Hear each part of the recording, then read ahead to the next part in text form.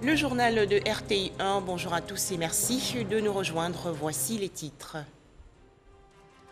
En Côte d'Ivoire, les plantations agroforestières de San Pedro dans la région sud-ouest visitées il y a quelques jours par le Premier ministre.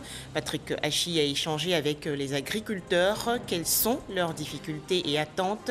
Les cultivateurs de San Pedro se sont confiés au chef du gouvernement. Toujours en Côte d'Ivoire, le calvaire des populations de Nassian dans la région nord-est. Un pont a cédé récemment sous la pression des pluies diluviennes, rendant la ville inaccessible. Cet ouvrage doit être urgemment réhabilité. Enfin, aux États-Unis, des expulsions massives de migrants au Texas. Le Mexique adresse une requête aux Américains. Pour commencer, l'actualité nationale, le Premier ministre Patrick Hachi a visité récemment des plantations agroforestières à San Pedro, dans la région sud-ouest. Le chef du gouvernement a également échangé avec les agriculteurs pour comprendre leurs difficultés et réalités en matière d'agroforesterie. Les explications de Sidonie Davila. Le Premier ministre Patrick Hachi a ôté sa veste pour une visite dans les plantations de Golikro à San Pedro. En compagnie de ses collaborateurs, il a bravé les chemins tortueux des champs pour accéder à la plantation de Angayao Guy Bernardo. Ce jeune appartient à la nouvelle génération de planteurs engagés dans l'agroforesterie. Dans sa plantation, cacao, arbres et bien d'autres cultures sont en pleine cohabitation. Je travaille en collaboration avec la NADER et puis le Conseil Café Cacao. L'agroforestier, vraiment, c'est une aubaine pour moi. Parce qu'à la longue, ça va freiner un peu la déforestation et puis avancer un peu la pluviométrie. Angagui pratique l'agroforesterie depuis 2014. 7 ans après, les résultats palpables sont présentés à la tutelle et au Premier ministre. Ça permet aux populations aussi de savoir que désormais, il y a des contraintes liées à la commercialisation de leur cacao. Il y a le problème de couvert forestier que nous réglons. Vous avez vu aussi qu'à l'intérieur, il y a des bananes qui permettent d'atténuer un peu la chaleur qui est due. Et je crois que le Premier ministre, en venant ici, nous encourage à continuer davantage. Il y a près de 10 millions d'arbres qui vont être plantés dans les plantations de cacaoyers. Des plantations comme celle de ce jeune agriculteur, il y en a plusieurs dans la zone. Le Premier ministre a fait le tour de quelques-unes. Patrick Hachi est plus que satisfait de rencontrer ce qu'il nomme la génération consciente de planteurs. Ce qui m'a marqué, c'est le niveau de prise de conscience. Parce qu'en fait, on ne leur impose pas de le planter, mais eux-mêmes voient autour d'eux l'impact de la déforestation. Et je crois que c'est un signal fort parce que l'action du gouvernement seul, sans l'adhésion des populations, aura du mal à marcher durablement. Mais voir qu'au-delà du gouvernement, les jeunes de la nouvelle génération donc de planteurs sont eux-mêmes déjà conscients des conséquences et de l'impact de la détérioration de l'environnement et que ces jeunes-là servent d'exemple. L'agroforesterie désigne des pratiques nouvelles ou historiques associant arbres, cultures et animaux sur une même parcelle agricole, en bordure et en plein champ. Le président de l'Assemblée nationale, quant à lui, a visité hier le centre de gestion intégré. Amadou Soumaoro a voulu comprendre le mode de fonctionnement de la vidéo-verbalisation. Ce système, on le sait, va renforcer le dispositif de contrôle du respect des règles de circulation sur la voie publique. Le président des parlementaires ivoiriens a salué les efforts du ministère des Transports. Le point à Boussanogo. Amadou Soumaoro, président de l'Assemblée nationale à la tête d'une forte délégation de parlementaires, visite le centre de gestion intégré de la mobilité qui abrite le poste de contrôle des opérations du système de transport intelligent. Une visite pour s'imprégner du mode de fonctionnement de la vidéo-verbalisation. Une innovation majeure qui vise à renforcer le dispositif de contrôle du respect des règles de circulation sur la voie publique à l'aide de caméras. Le dispositif déployé selon le ministre des Transports, Amadou Koné, dans le Grand Abidjan, est déjà actif. Il comprend des radars fixes, des radars mobiles embarqués, ainsi que des caméras de vidéoverbalisation situées en priorité sur les axes les plus accidentogènes du district d'Abidjan.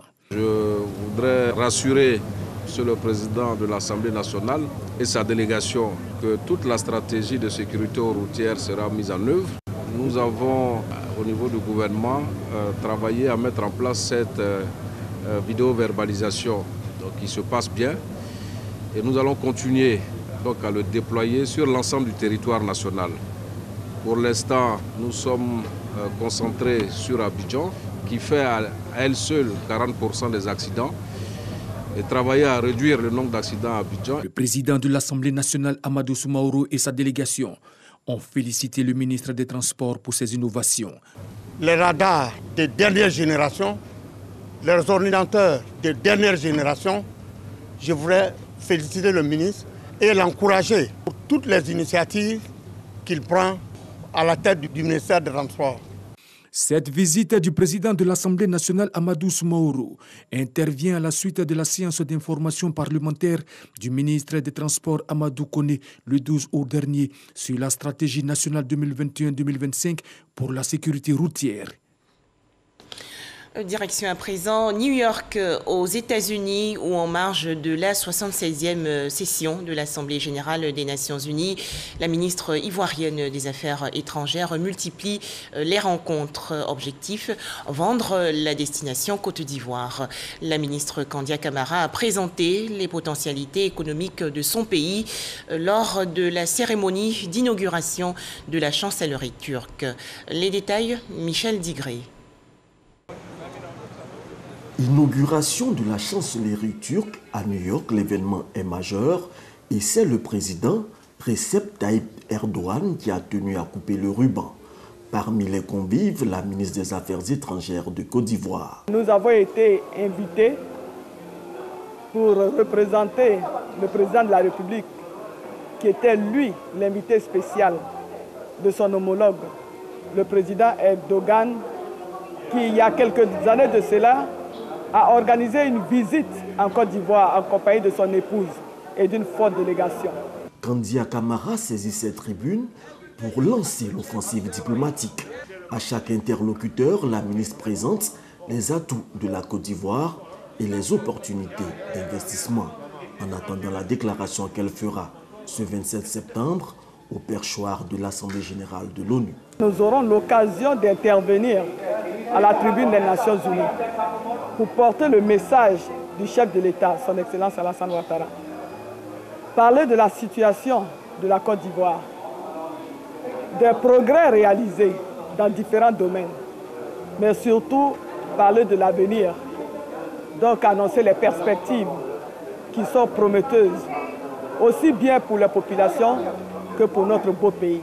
En marge des travaux de cette 76e session, Kandia Camara multiplie les audiences.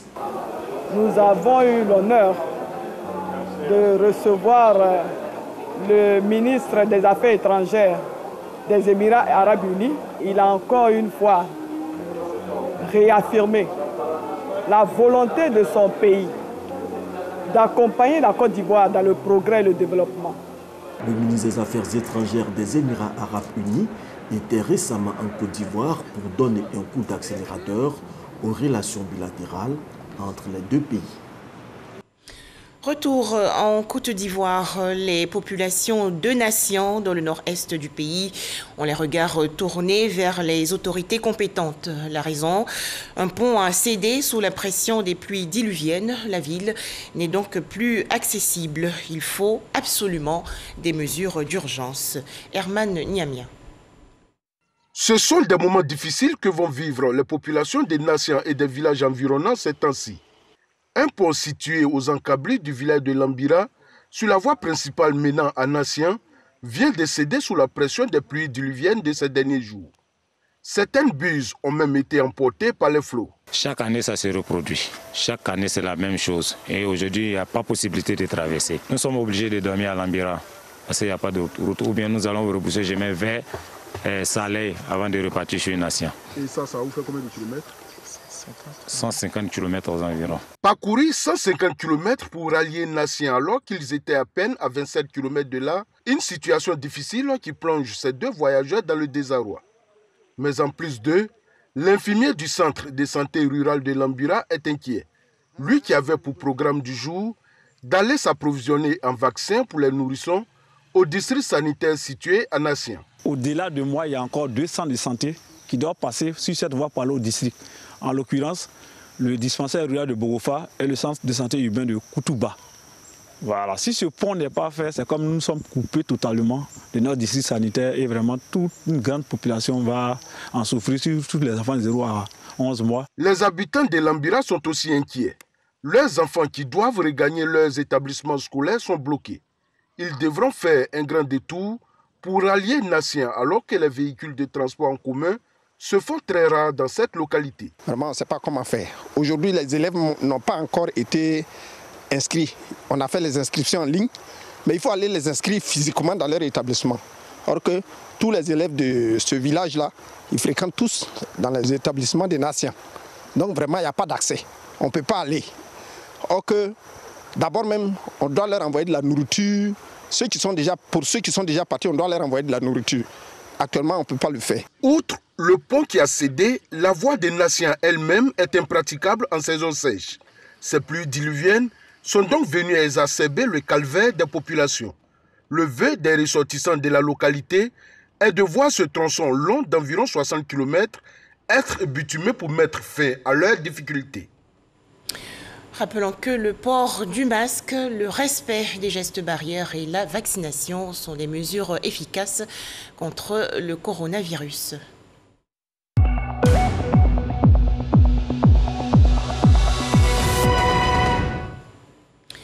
Les chiffres du coronavirus en Côte d'Ivoire, 133 nouveaux cas de coronavirus ont été enregistrés hier par le ministère de la Santé, de l'Hygiène publique et de la couverture maladie universelle. Le pays compte maintenant 59 153 cas confirmés de coronavirus, 56 760 guérisons, 569 décès et 1824 cas actifs. Toujours en Côte d'Ivoire, bientôt la prise en charge médicale gratuite pour les personnes atteintes d'albinisme. Ce projet intitulé Albivoir et qui va durer 5 ans a été présenté il y a quelques jours aux professionnels de la santé. C'était au centre hospitalier universitaire de la commune de Trècheville. Les explications de Amadou Ouattara. Offrir une prise en charge dermatologique et ophtalmologique aux personnes atteintes d'albinisme en Côte d'Ivoire. C'est l'une des raisons fondamentales du projet Albivoir. Ce projet est présenté ici à la salle de conférence du centre hospitalier universitaire CHU de Trècheville. Ce projet, parce que vraiment les problèmes liés à l'albinisme sont nombreux, notamment les problèmes de peau et de vue. Donc, pour pallier ces problèmes de peau et de vue que nous avons, la Fondation Pierre Fabre a bien voulu accepter de nous accompagner pour ce projet. Sur le terrain, nous avons déjà des albinos dans notre base de données. On va procéder par appel. Nous aurons des lieux spécifiques où ils viendront pour faire les différentes consultations. Et ceux de l'intérieur, nous irons vers eux. Les consultations seront gratuites. Au moins 6 000 albinos sont ciblés pour bénéficier du projet Albivoir, financé par la Fondation Pierre Fabre. Nous avons décidé de nous associer en fait aux organisations locales. Donc en l'occurrence l'ONG Secours médico-social ivoirien pour en fait conduire ce projet-là. C'est à peu près 1,180 milliard de francs CFA pour financer en fait ce projet en Côte d'Ivoire. Donc on prévoit installer une unité de production de pommades solaires ici même à Abidjan. Et donc l'idée en fait c'est que dans les activités de sensibilisation, on va distribuer de façon gratuite ces pommades solaires aux bénéficiaires. Pour les bénéficiaires, c'est un ouf de soulagement qui annonce un lendemain meilleur au plan sanitaire. Dans l'année, moi particulièrement, je fais au moins 2 consultations en ophtalmo. La consultation coûte 15 000 francs. Moi, les verres que je porte actuellement, je l'ai eu à 200 000 francs. En dermato, les crèmes vraiment coûtent cher. Une petite crème, ils vont te parler de 20 000, 25 000 francs pour une crème solaire. Donc c'est très difficile, mais on essaie d'utiliser des pommades pour pouvoir vraiment nous protéger comme on peut. La venue de ce projet est une grande satisfaction pour les personnes atteintes d'albinisme ainsi que leurs parents. Je tiens à dire merci aux bailleurs de ce projet. Le projet Albivoire va s'étendre sur 5 années et concerne 10 régions du pays. À Bobo, commune du district d'Abidjan, des kits scolaires et autres vivres ont été distribués gratuitement aux élèves issus de familles démunies. C'est un don du ministère de la Femme, de la Famille et de l'Enfant. Il s'agit du programme national de prise en charge des orphelins et enfants vulnérables. Les détails, Jean Djadji. Des tenues scolaires, des chaussures, des sacs de riz, de l'huile et du sucre constituent l'ensemble des dons offerts aux familles vulnérables du centre social d'Abobo. Un don du programme national de prise en charge des orphelins et d'autres enfants rendus vulnérables du fait du VIH-Sida. Objectif, accompagner ces familles dans la scolarisation de leurs enfants. Nous occupons des enfants vulnérables. S'ils ne mangent pas, ils n'iront pas à l'école. S'ils n'ont pas de médicaments, ils n'iront pas à l'école. Et donc nous, avec bien sûr tous les conseils de Madame le ministre, nous avons pu programmer. Au total, nous allons toucher 250 enfants. Ce sont plus de 100 enfants issus des couches vulnérables dans la commune d'Abobo qui sont soulagés par cette remise. Au ministère de la Femme, de la Famille et de l'Enfant, donateur de ces kits, les bénéficiaires ont traduit leur reconnaissance. On traverse beaucoup de difficultés. Moi, actuellement, je n'ai pas encore inscrit mes enfants. Manger même, ce n'est pas facile. Donc si quelqu'un t'a tendu la main, tu dois toujours dire merci à cette personne. Après la commune d'Abobo, ce sont les centres sociaux d'Odiné, de Tienko, de Boaké, Korogo, de Ferké et de Séguélon qui bénéficieront bientôt des kits scolaires et alimentaires offerts par le programme national de prise en charge des orphelins et d'autres enfants rendus vulnérables du fait du VIH-Sida. Commune de Bargeville, dans le district d'Abidjan, 10 000 enfants non déclarés à leur naissance vont bientôt recevoir des jugements supplétifs. C'est une initiative du Réseau africain pour la défense des droits de l'enfant et de la femme. Le RADEF a lancé récemment une campagne nationale de lutte contre la patridie. Pour en parler, Walter Amadou. À travers le monde, les derniers pointages, n'est-ce pas, publiés par l'UNICEF, révèlent qu'il y aurait environ 237 millions, n'est-ce pas, de personnes sans identité. Et spécialement pour le continent africain, ce chiffre est estimé à 97 millions. Et pour ce qui est de la Côte d'Ivoire, une estimation a révélé qu'il y aurait environ 1 650 000 personnes qui seraient menacées d'apatridie. Relativement à ces chiffres liés aux personnes en situation d'apatridie et dans le but d'aider 10 000 enfants non déclarés à obtenir un jugement supplétif, le Réseau africain pour la défense des droits de l'enfant et de la femme, RADEF, lance à Bingerville une campagne nationale de lutte contre l'apatridie en faveur des enfants âgés de 0 à 15 ans. Nous allons dans les villages, dans les campagnes, n'est-ce pas, pour ressortir tous les enfants non déclarés à l'état civil et les référer à l'état civil de leur localité. À l'effet de leur permettre de, n'est-ce pas, se soumettre à des audiences qui vont présider des juges, ce qui va se solder par la délivrance des jugements supplétifs. Cette campagne nationale de lutte contre l'apatridie sera marquée par des séances de sensibilisation pour inciter les parents à faire recenser leurs enfants sans identité officielle d'existence en vue de leur participation à des audiences foraines. Les associations de femmes de la commune de Bingerville s'engagent à contribuer activement à la mobilisation. Un enfant qui est né, qui n'a pas d'extrait de naissance, c'est comme s'il ne vivait pas. Voilà une ONG qui est arrivée, qu'on puisse appuyer cette ONG pour pouvoir mettre ses enfants, pour qu'ils aient des extraits de naissance pour aller à l'école.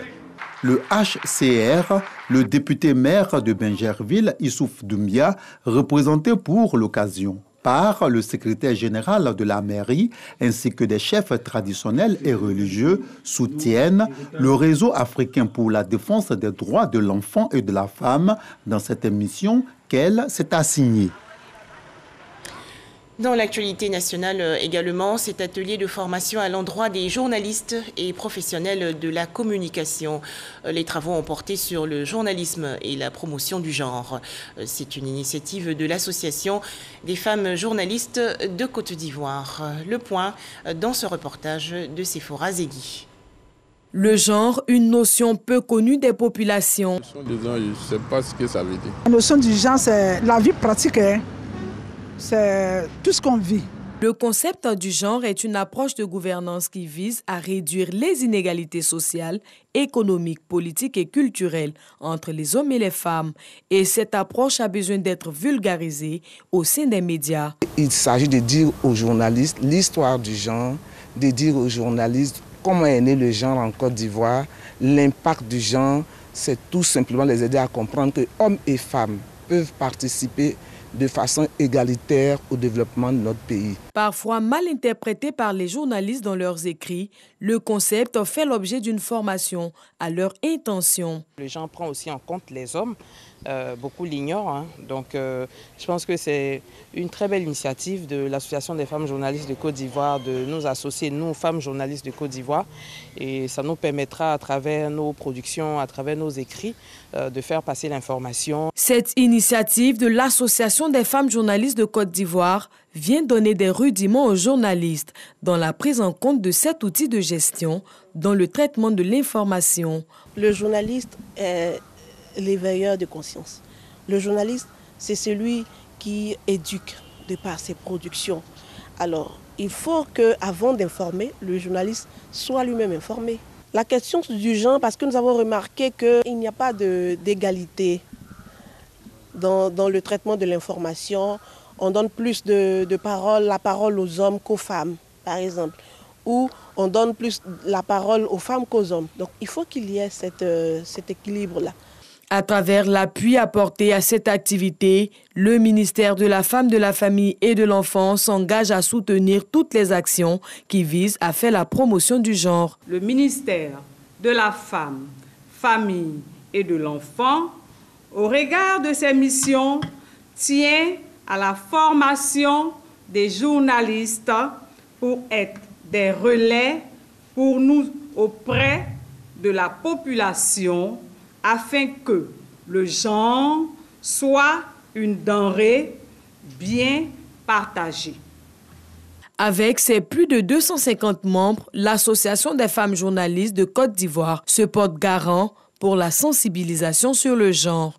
Au nombre des actions futures, la promotion de la femme dans les médias et l'instauration d'un prix pour récompenser les journalistes qui vont se distinguer dans leur production sur cette thématique. Jeunesse communale de Katiola, dans la région centre du pays, installée. C'était lors d'une cérémonie en présence du ministre des Mines, du Pétrole et de l'Énergie, Thomas Camara.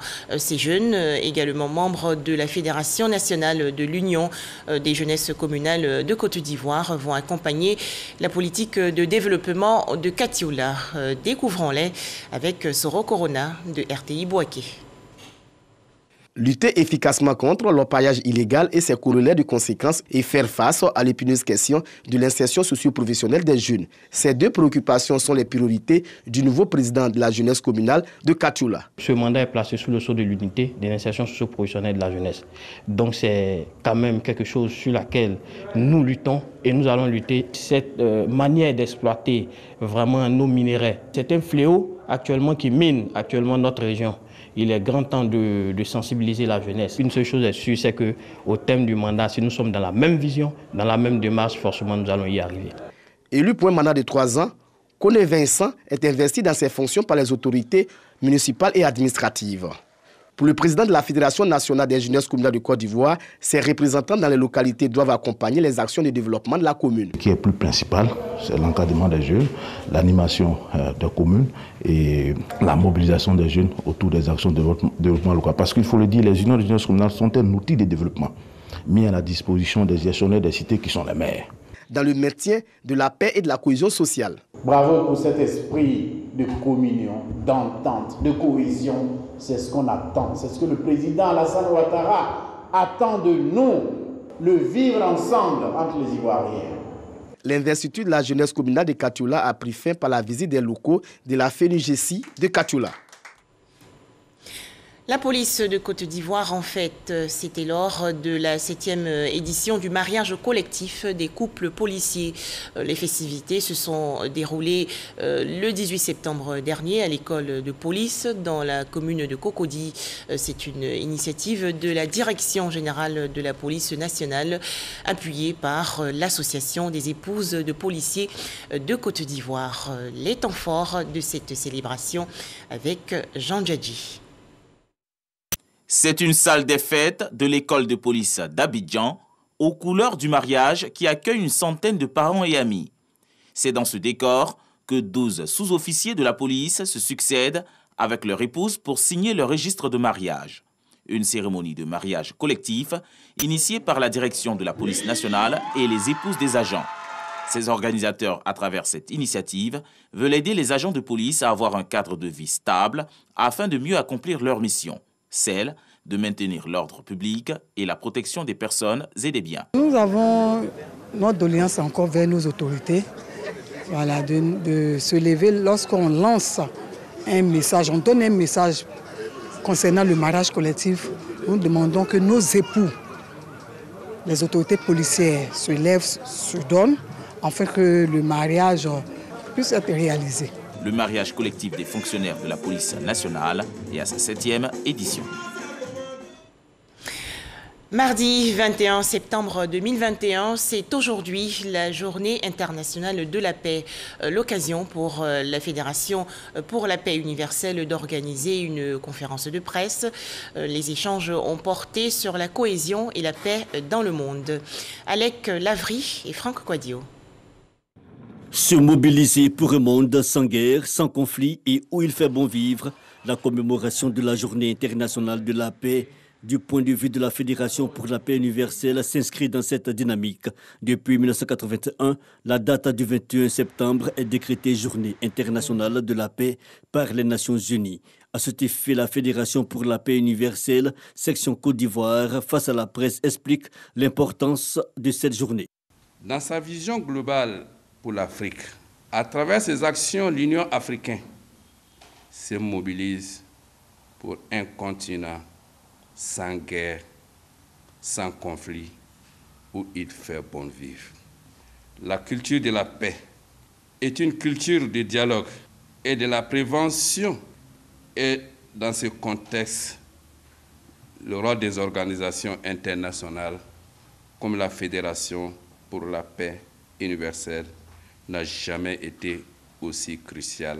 Le thème retenu, se relever pour un monde plus équitable et durable. Un thème en adéquation avec la situation socio-sanitaire dans le monde, vu l'impact de la Covid-19 sur les efforts de paix et de reconstruction de plusieurs pays en crise. Le vice-président de la Fédération encourage les efforts de paix et de vivre ensemble dont fait preuve les populations en Côte d'Ivoire. Préserver la paix, c'est donc le lieu de demander aux jeunes, aux femmes, aux décideurs, aux travailleurs et aussi sans emploi d'agir, même modestement, pour que les bénéfices de la paix soient partagés par tous.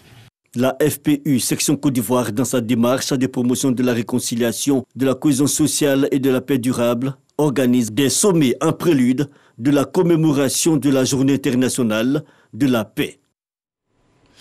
Direction Bouaké, dans la région centre du pays. Les stades d'entraînement et le village Cannes 2023, ces infrastructures sportives devant accueillir la Coupe d'Afrique de football des Nations 2023 ont été visitées récemment par le président du COCAN.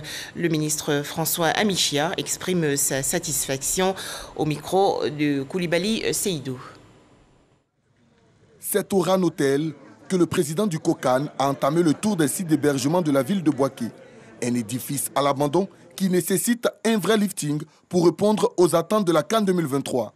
Le ministre Amicha, accompagné du ministre-gouverneur Jean-Claude Kwasi, du vice-président du COCAN Sori Diabaté, de deux anciens internationaux, Kassi Kwadio Lucien et Begré Eugène Yago, et de membres de différentes commissions du COCAN, s'est rendu à la cité Cannes. 32 villas de haut standing de 5 chambres chacune, en phase de finition, ont été présentés par Cess Georges, le délégué Bennett. L'hôtel Monafrique a ensuite reçu la délégation du COCAN 2023.